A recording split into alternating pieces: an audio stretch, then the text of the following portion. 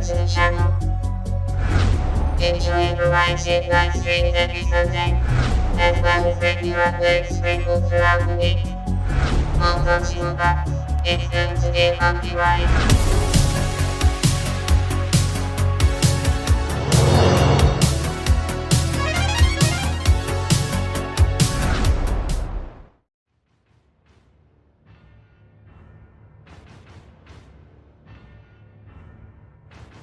Hey everyone, welcome back to CyberDan. Tonight we are going to be doing a little something different, and hopefully it can become a weekly thing. We're going to be doing a little something different. I would say it's going to be I don't know how you would put it. It's going to be more laid back than what every Sunday used to be. And it's going to be called CyberChat Sunday, where I get to talk to you guys personally, and we're going to be discussing just one topic a week. And sometimes it'll be a movie, sometimes it'll be a video game, sometimes it'll just be, talking, and just random chit chat. This week we're going to be talking about arguably my two favorite favorite movie of all time, and one of my other top sci-fi favorites of all time, Terminator 1 and Terminator 2 Judgment Day. If this does well, I hope to continue it. I'm not sure if anybody's going to be joining me for this ride, but today is a good test. So I'm going to go ahead and get right into it. Okay. This is very unscripted, if it didn't already appear that way. I'm going to be talking pretty much off the cuff because, I like to do it that way, even though I do stutter a lot. But, it's okay, because I think we're organized enough. For the most part. Let's see here. Okay. Let's see. Yeah. So, a good place to start would be to talk about the first movie, Terminator 1, or The Terminator, as a lot of people forget to name it, like myself, just now. But, The Terminator came out in 1984. Most of you have seen it, I'm sure. And if you haven't, you've seen me talk about it plenty on this channel. But, yeah, it stars Arnold Schwarzenegger. I'm hopefully saying that name right. Maybe I've said it wrong all these years, but hopefully I am. He plays a cyborg, a cybernetic organism that is sent back in time to eliminate the mother of what is to be the future, the mother of the future leader of the resistance. It's pretty complex for people who haven't seen the movie or are fairly new to it. The leader of the resistance that is fighting against machines. It's pretty, I guess you would say, distant future, even though we've already passed that point now in reality. But yeah, it's against the machines. It was a AI, or basically an AI, becomes self-aware, mechanical AI, and the software sets off nukes. It basically creates a nuclear wipeout of the world and takes a lot of people with it. And then pretty much in a post-apocalyptic scenario, you have the resistance versus the machines. And the reason that Terminator, the Arnie Terminator, is sent back to kill the mother, Sarah Connor, is because, well, yeah, I guess I can't really avoid spoilers at all, can I? So, be warned. I guess. But yeah, it turns out that Sarah gives birth to the leader of the resistance, who ends up defeating Skynet, which is, a big no-no on their list. And they say, so they send that Terminator back to kind of like erase that little,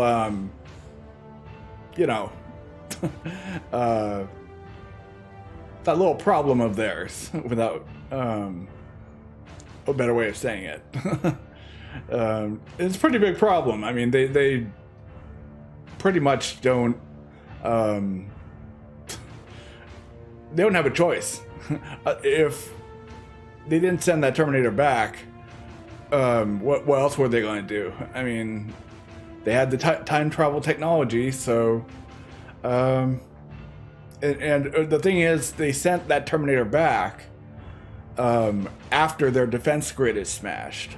So basically, the humans already won at the time they send that Terminator back from the future. So yeah, they're like, oh, well, we're screwed right now, so let's we really don't have any other option. But after that happens, after that Terminator is sent back, we're still talking about in the future right now. But yeah, after he's sent back, the humans get a hold of that time travel technology, and well, of course they would, because if they win, they could just look through like, what the hell did Skynet do before, or before we won, basically. And yeah, they decide that, well, they find out that Terminator was sent back. Kind of figured, okay, that we know what it's trying to do here, and so they send back somebody of their own. When they send back a human, one of the soldiers that worked for John Connor, who is Sarah's son, the leader, of course. But Reese volunteers and is sent back. Unfortunately, we find out, well, I don't know any other way to put it, but we find out he can't be sent back with weapons or anything. Only human, only organic material, I guess you would say. Things are living. Nothing dead will, basically what's said in the movie is nothing dead will go. Which is why we find out that the Terminator that was sent back is covered in human skin that they harvested, the Skynet harvested during their time during the war. Which is pretty gross, but again, they planned pretty thoroughly on this one.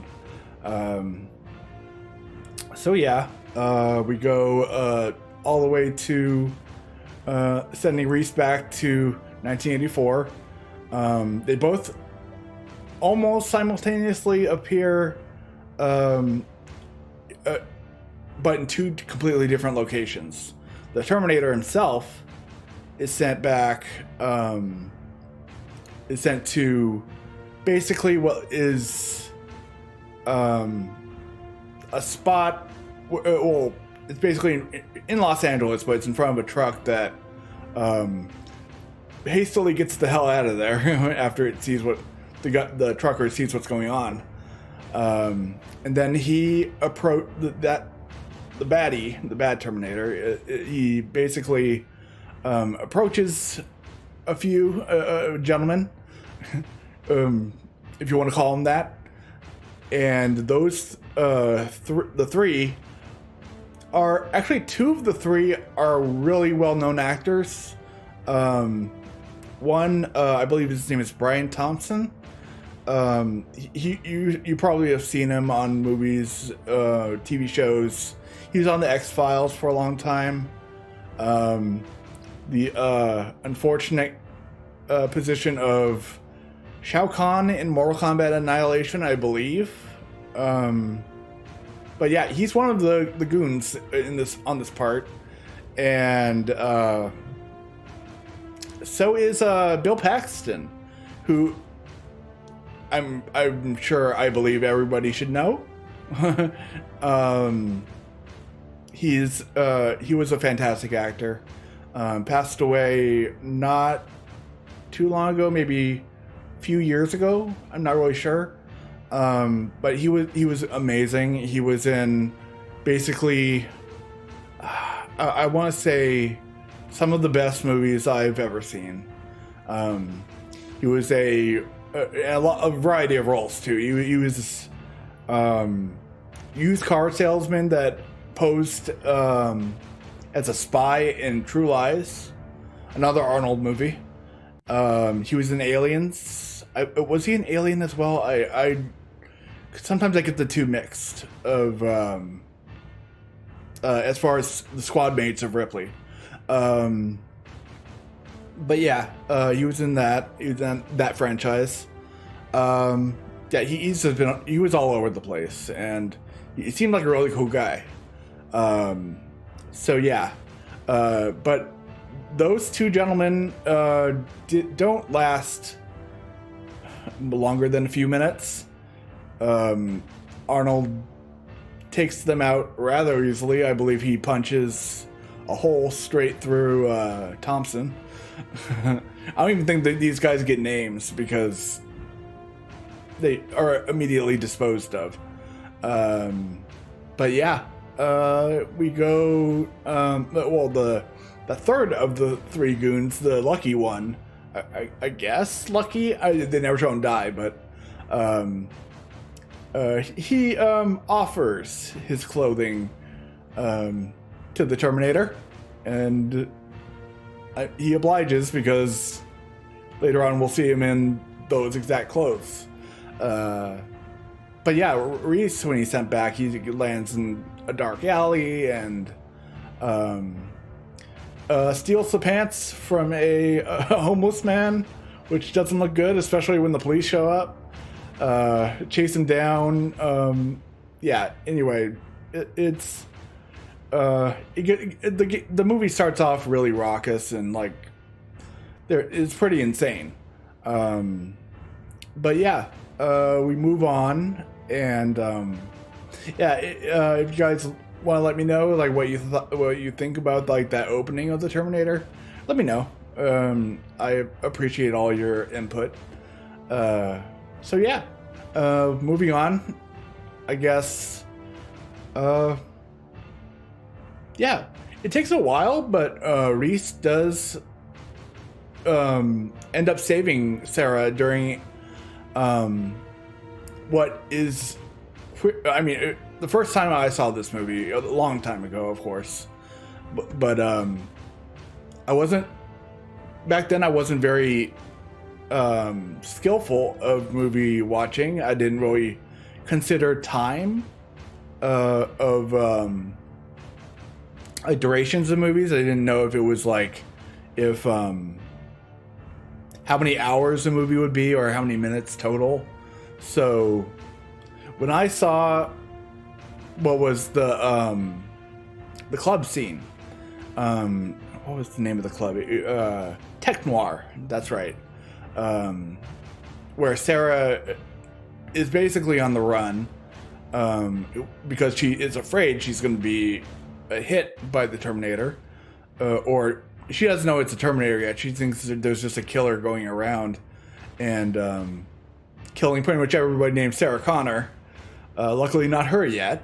But yeah, she goes into the Tech Noir, calls the police, and waits unfortunately, they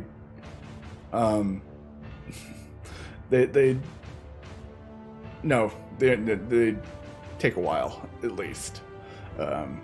They really don't show up in time at all. But yeah, Sarah sits down very comfortably at a table and gets spotted. The Terminator is right there, and he is about 0.5 seconds away from shooting her directly in the head. You see like the laser sight focused on her forehead, and it like just a millisecond before it pulls the trigger. And I call the Terminator it because, you know, basically not human at all. So, but I digress. Yeah, right before that happens, Kyle Reese, luckily also in the club right now because he was tracking Sarah, pulls out a shotgun and blows that Terminator away several times. I think it was like 6-7 shots. I don't remember exactly how many shots it was, but enough to knock him off his feet for a short time.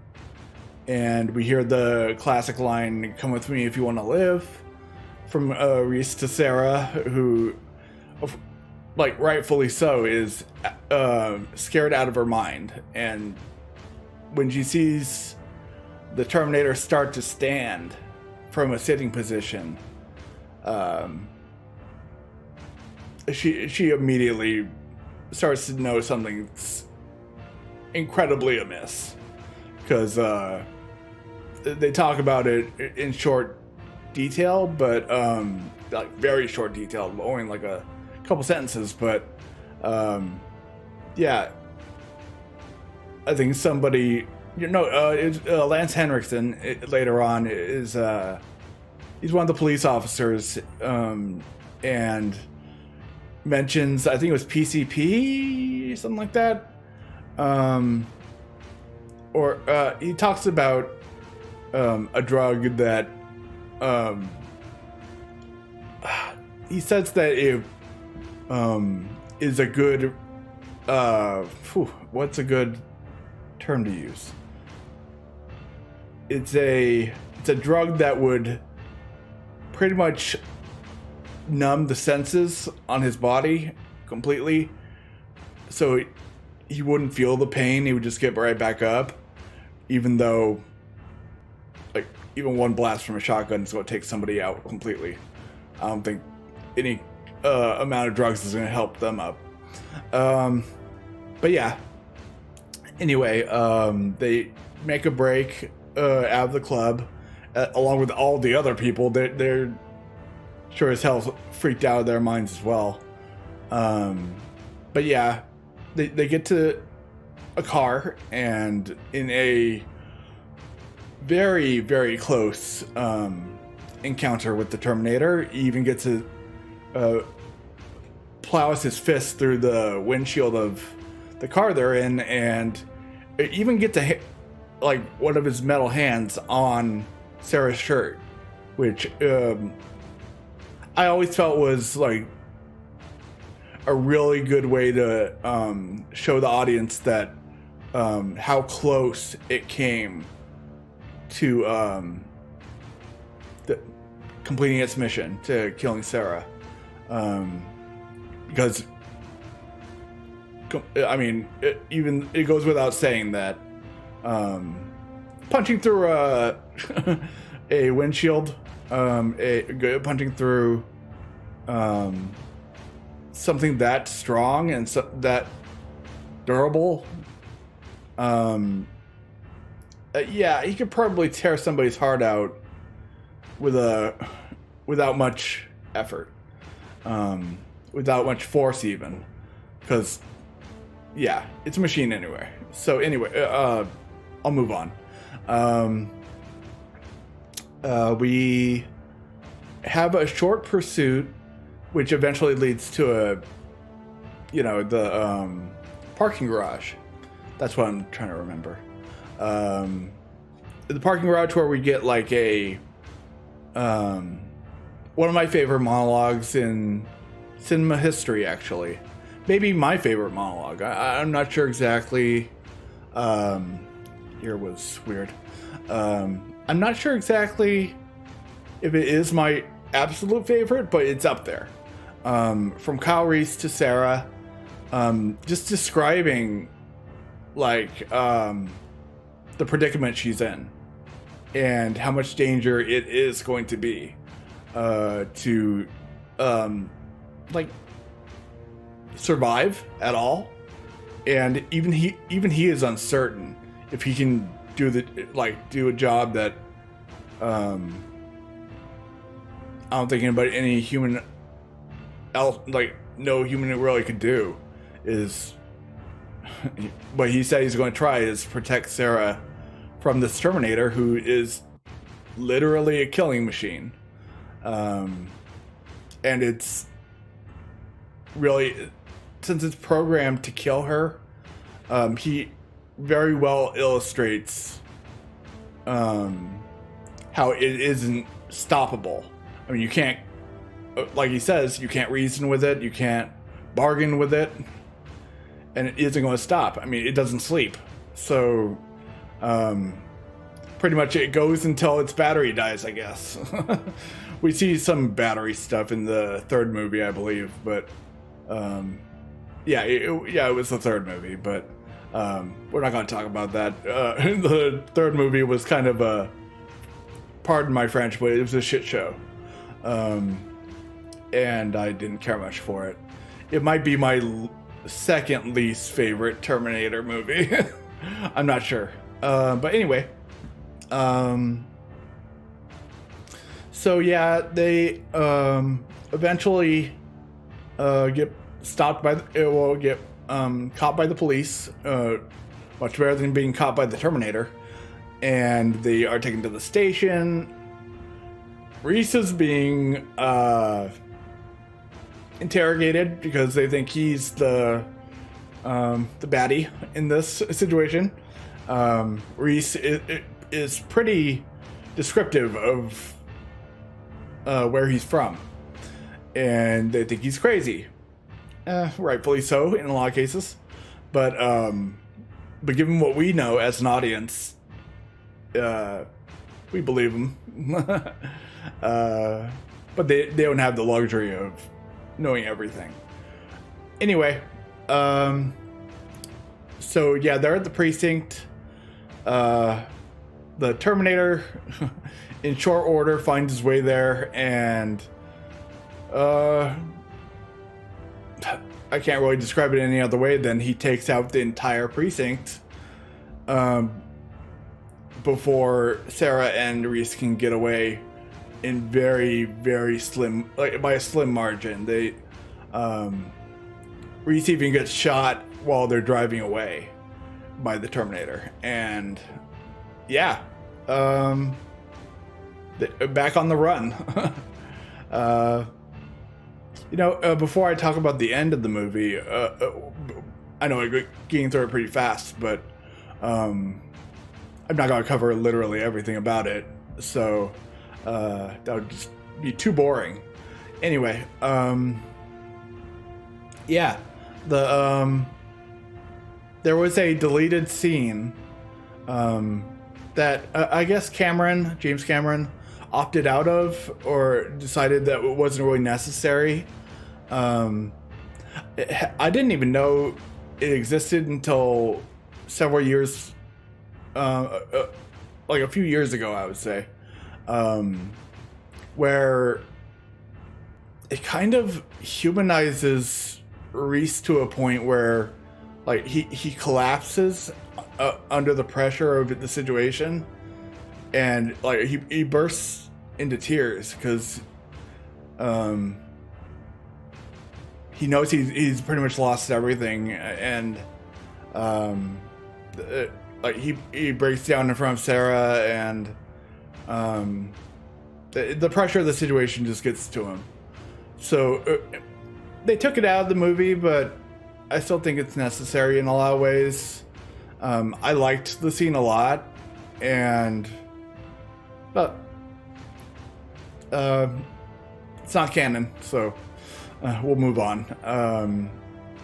Eventually, like the couple, Reese and Sarah, who have a lot of good chemistry in this movie. It's Linda Hamilton and Michael Biehn are just stellar in the movie. I mean, it's well known and well loved for a lot of reasons, and those two are one of the reasons.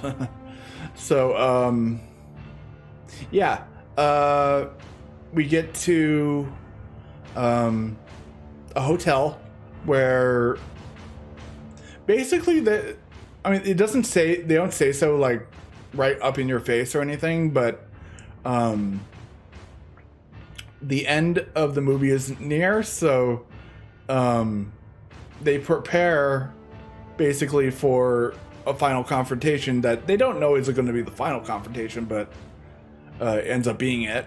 And like they make pipe bombs and pretty much just build some supplies to confront the Terminator. And yeah,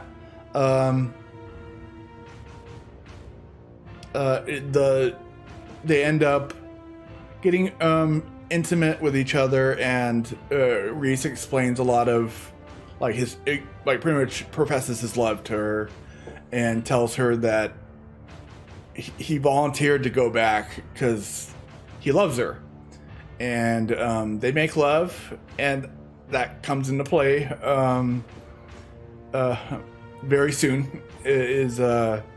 So they make love, and it doesn't say in the movie like the gap of time between this and when the Terminator finds them, which the Terminator does find them via tracking down Sarah's mother, killing Sarah's mother, and Sarah calling her mother, who ends up being the Terminator because he can change his voice, part of his program. Anyway, that always used to crack me up. Seeing Arnold do his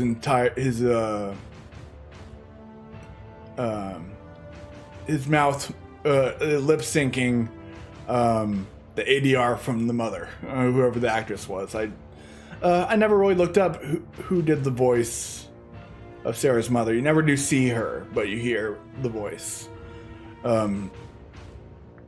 So yeah.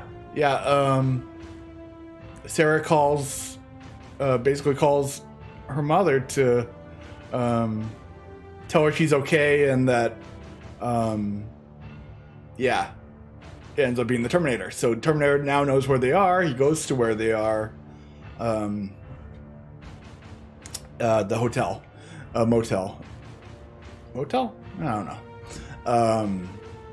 And yeah, the final conflict begins. They go into another chase scene, but not before, and I have to mention this, there's a short moment where a dog that I guess belongs to the owner of the motel starts barking at the T-800, Arnold, and relentlessly.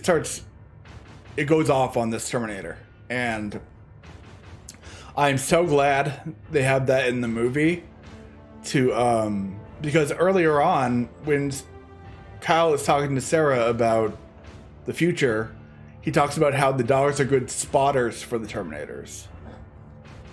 I don't mean spotting in a what's the word? Working out sense. They can pinpoint Terminators. I guess they smell the dead skin, and the dogs can help differentiate for the humans. Anyway, so yeah, it was a good little reference callback to that, because dogs don't change, right? Or from the past to the future. So yeah, they get into a chase scene. Kyle ends up getting shot again, but this time more in a worse situation, worse spot at least. I think like somewhere on his ribs, as he's tossing pipe bombs at the Terminator. And Sarah's driving. So they get into a car accident.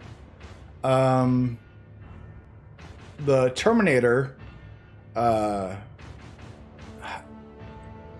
he gets into a little of a mess himself, gets knocked off his bike, he gets taken out pretty brutally by a say 18-wheeler, or it was a giant gas truck, and like right in the face, like literally he gets half his face taken off basically. And it's a cool little practical effect. The movie's been really good about those. A lot of practicality, and the effects show. You can see the effort the makeup designer and everything put into it. The only thing I didn't care much for is that the red iris of the Terminator, like the little the metal red glow of the eye doesn't move. And of course back then it probably would be impossible to make it move along with his other eye. Somebody did make a fan video of their own like rendition of the scenes where the Terminator has half a face, and it's done really well. Of course, it was done with CGI though, and that's pretty much something you have to do if you're gonna get that detail, you know. So yeah, the Terminator gets back up after getting hit by that truck, chases them down after, well, he kills the driver of the truck, gets into it, chases them down, this time in a much larger vehicle.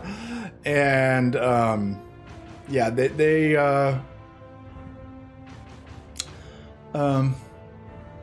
man, it's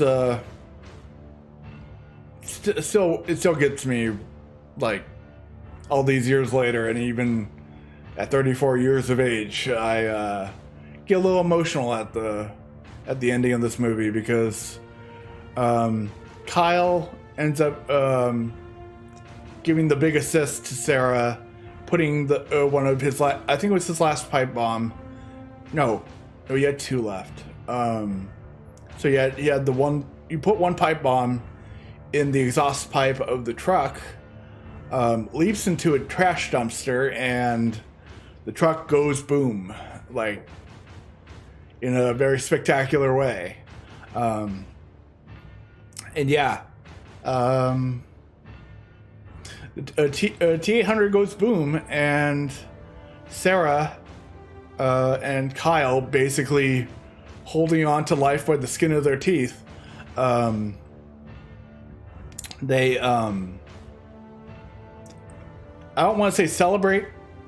I mean, Sarah says, "We got him," and they fall to their knees, and well, I guess it is a slight celebration, but it very short-lived.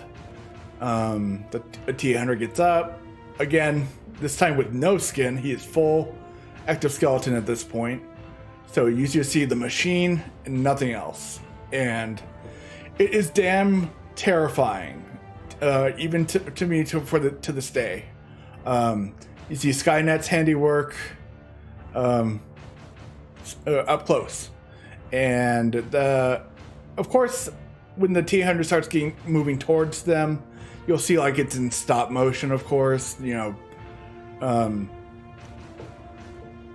I wouldn't want them to have the technology to get an actual machine to move like that, because if they did, we'd have a Skynet of our own, wouldn't we? So yeah.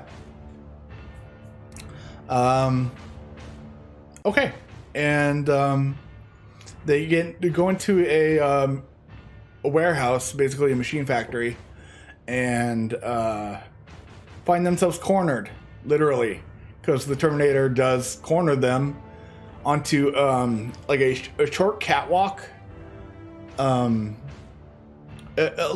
to the ground than like a catwalk you see in the movies where they're like up near the rafters and such. But yeah, Kyle gives his what was to be his last stand, wailing on the Terminator with a pipe that he pulled from the floor of this factory. And yeah, it's for naught, because other than pissing off the Terminator, it gives him one backhand right across the face, putting him in like probably a near death position. One backhand, and from of course heavy metal and a lot of force behind it. So he's basically almost dead from that backhand, and yeah, rolling onto his stomach, he hides actually pretty well, as he doesn't show his hands like right in front of the Terminator. He's on the ground, and he's lighting the fuse to the his last pipe bomb, while Sarah is watching on in horror, like she's trying to help, and Kyle keeps pushing her away. But at this point, the Terminator reaches down to finish the job, and Kyle sticks the pipe bomb right into the ribcage of the Terminator, and shows you Skynet. You don't have to go full anatomy of the human body, like full representing nature of the human body.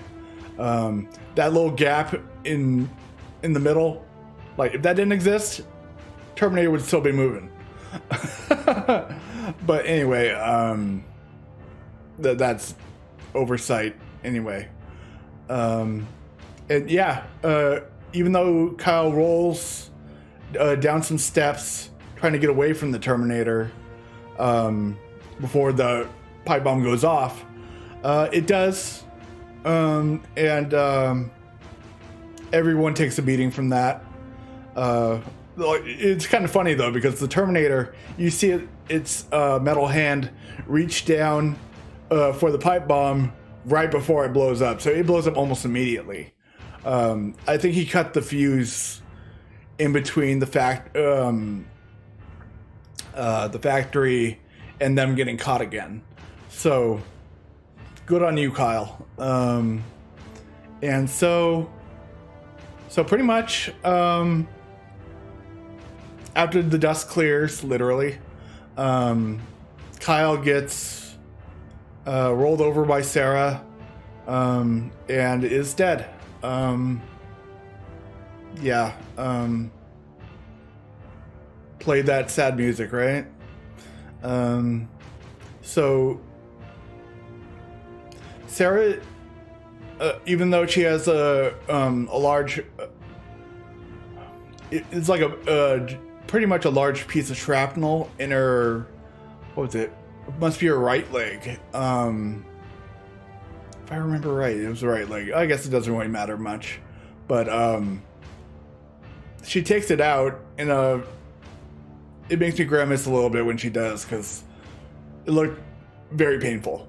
Anyway, so when she pulls that out, she quickly finds out that the Terminator is still alive, and it was only separated from its lower half. Back to a pursuit. And yeah, Sarah crawls away very slowly. And of course, the Terminator is following her, but itself can't move fast because it can only move by its arms.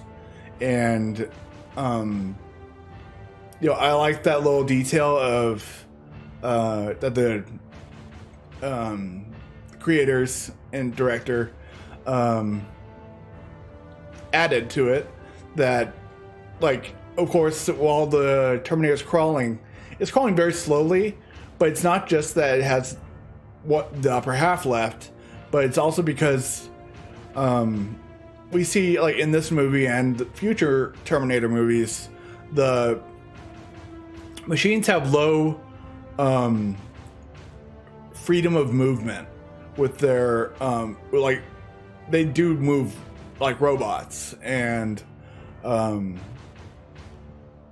it's the flexibility isn't there that would let them go fast, except for what we see in the second movie, basically. But that's for another time. Sarah climbs her way through, which the thing that she pretty much crawls her way through a hydraulic press, and in between that short little gap of space, which always, like, makes me tense up, and like, really, something about that kind of claustrophobic position. Like, she's really in between a rock and a hard place. But yeah, I never want to be caught in that kind of position myself. Hopefully I never do in life. But anyway, as the Terminator is pursuing her, eventually they get to, Sarah gets to the other end of the press, pulls down a gate, which, like, I never really looked it up, but I'm not sure if that gate would exist in real life, like right next to a press like that. But it might be just to for safety precautions. Anyway, she pulls down that gate. The Terminator attempts to reach her and choke her, basically rip her throat out.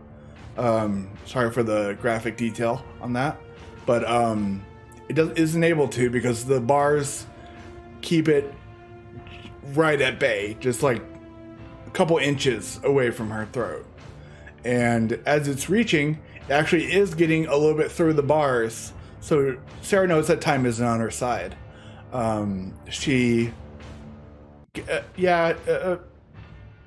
It's probably one of the most remembered lines in sci-fi movie history, at least. You're terminated, fucker. She says as she reaches to the side and activates the hydraulic press, completely smashing the Terminator and turning it into a Terminator sandwich.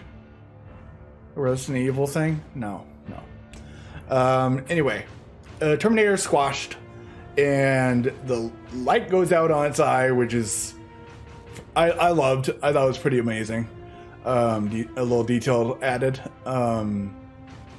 So yeah, eventually, after